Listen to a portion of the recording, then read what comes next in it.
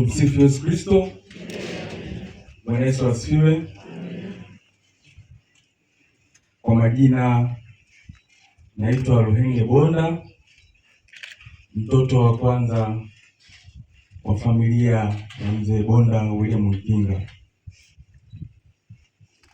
Kwanza kabisa napenda sana kumshukuru Mwenyezi Mungu kwa kutupa nguvu, faraja, uvumilivu kwa kuondokewa na mpendwa wetu baba yetu Mr. Bonda William Mkinga, lakini pia alikuwa ni baba kwa wengine, pia alikuwa ni mlezi, alikuwa ni mjomba, alikuwa ni mtani, alikuwa ni rafiki.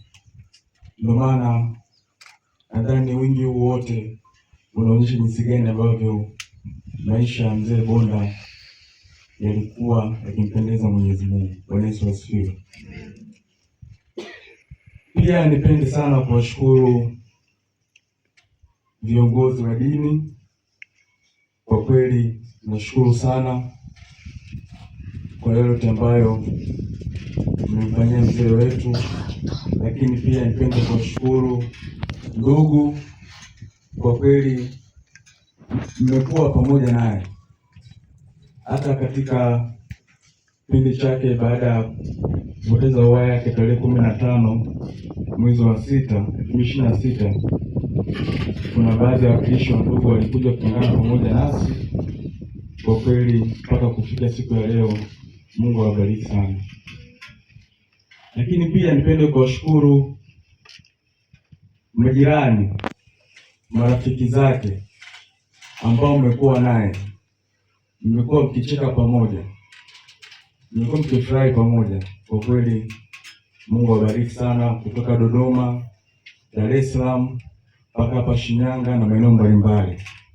Lakini pia nipende kuwashukuru ofisi yake Wizara ya Kilimo. Kwa kweli mmekuwa faraja kwetu tangia siku ambayo mzee wetu ameondoka, mmetusapoti kwa hali na mali. Kwa kweli Mungu awabariki sana, na tunaombea, naamini tutakuwa pamoja. Lakini pia nipende kuwashukuru madaktari, wauguzi ambao walikuwa na baba yetu mpaka siku ambapo anatuondoka. Kwa kweli walijitahidi sana, lakini Mwenyezi Mungu alipenda zaidi. Kwa hiyo nashukuru sana madaktari, hospitali zote. Kwa kweli mzee wetu alikuwa kwetu sisi, alikuwa ni baba bora duniani. Nitaambia kwa nini. Mwaka 2010 wakati tunapoteza mama yetu, kwa kweli katika umri ule mdogo,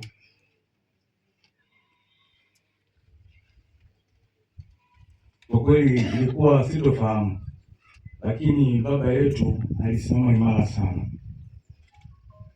alitushika mkono sana, alikuwa akitukumbatia, akitupa faraja. Ingawa yeye pia alikuwa na maumivu, lakini aliweka pembeni maumivu yake, akaangalia familia yake, akisha kwamba tunapata malezi bora, tunakuwa na nidhamu, tunakuwa na heshima, tunapata mafundisho yote ya kielimu na kidini.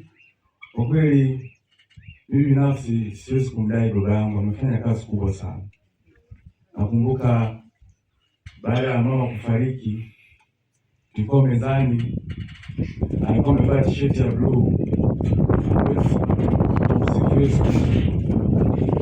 Tulikuwa mimi na mdogo wangu wa wino, akatokea, wanangu, najua mmempoteza mama yenu, lakini msitetereke, msiogope, kweni mashujaa. Akatokea kwamba hapa duniani kuna mambo mengi sana. Mshukuruni Mungu, hata nyinyi mna baba, mna ndugu ambao wanawapenda, mna marafiki. Kuna watu wanapitia zaidi yenu nyinyi ambao mnapitia.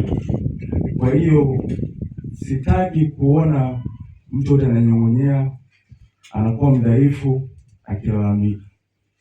lakini baadaye 2013 aliungana na mama yangu, pamoja walishirikiana sana kwa kweli kutulea sisi kama familia, na kwa kweli mama yangu sikudai, umefanya kazi kubwa sana. Aliungana na mzee Bonda kutulea kama familia, kwa familia ya pamoja, kuwa na upendo, kuwa na heshima. Hiyo ndio misingi ambayo alituachia mzee Bonda. Kwa hiyo naweza kusema kwamba sisi kama familia mzee Bonda tumeondokewa na kiongozi wetu ambaye alikuwa baba yetu, ambaye alikuwa ndiye msingi wa familia yetu. Lakini katika maisha yake alikuwa akituandaa katika nyakati kama hizi, akisema ya kwamba kweni imara, msitetereke. Alikuwa jasiri. Hata nilikuwa naongea na baadhi ya watu wanaambia, tumeongea na mzee juzi tu, anasema yuko sawa.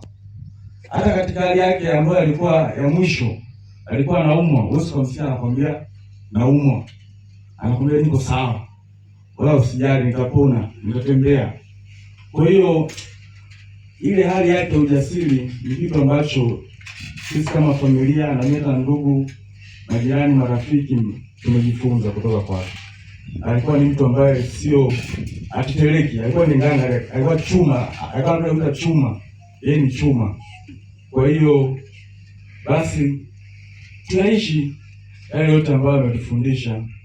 Kwa kweli alikuwa ni mzee mwenye upendo sana, anampenda Mwenyezi Mungu, anapenda kutoa shukrani, anapenda sana ndugu zake, anapenda marafiki, alikuwa anapenda sana kucheka hivi.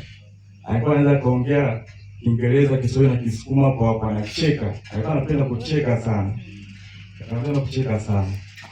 Kwa hiyo tunashukuru sana, na mengine yote ambayo yamezungumzwa kabla yangu, kwa kweli tunamshukuru sana Mungu.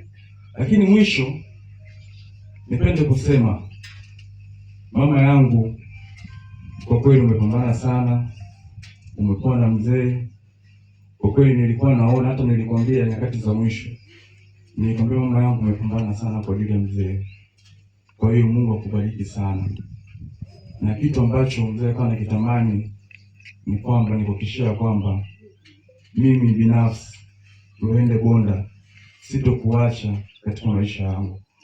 Nitakuwa pamoja nawe, nitakuwa na kufariji, mimi nitakuwa nikikulinda katika nyakati zote katika za maisha yako. Usiwe na wasiwasi. Kwa wadogo zangu Awino, Abi, Joshua, Daudi, Debora, msiwe na wasiwasi. Kaka yenu nipo, nitapambana kwa ajili ya nyie. Nashukuru Mungu mmeonyesha ujasiri mkubwa sana.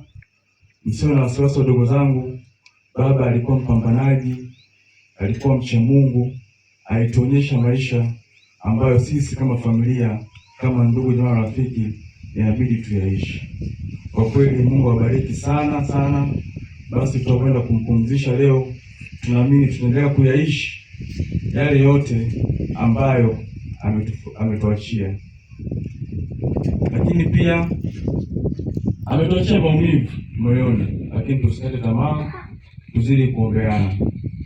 Na pia mzee Bonda alikuwa pia ni binadamu kama binadamu mwingine. Wengi hapa wametaja sifa mbalimbali, maneno ya kumwongelea mzee Bonda, lakini sisi kama binadamu tunajua kwamba hakuna binadamu aliyekamilika. Kila binadamu ana mapungufu. Ila kuna namna kulitokea mkoruzano na mzee Bonda ya maneno ya Afrika, mabishano ambayo ilipekea kwa hali sio nzuri katika mahusiano yenu kama baba, mjomba, rafiki, mfanyakazi. Basi sisi kama familia tunapenda kuomba neno la msamaha kwa niaba yake kwenu nyie wote. Tunaamini ya kwamba mtamsamehe, basi ili kule anapoenda mbinguni akapumzike kwa amani.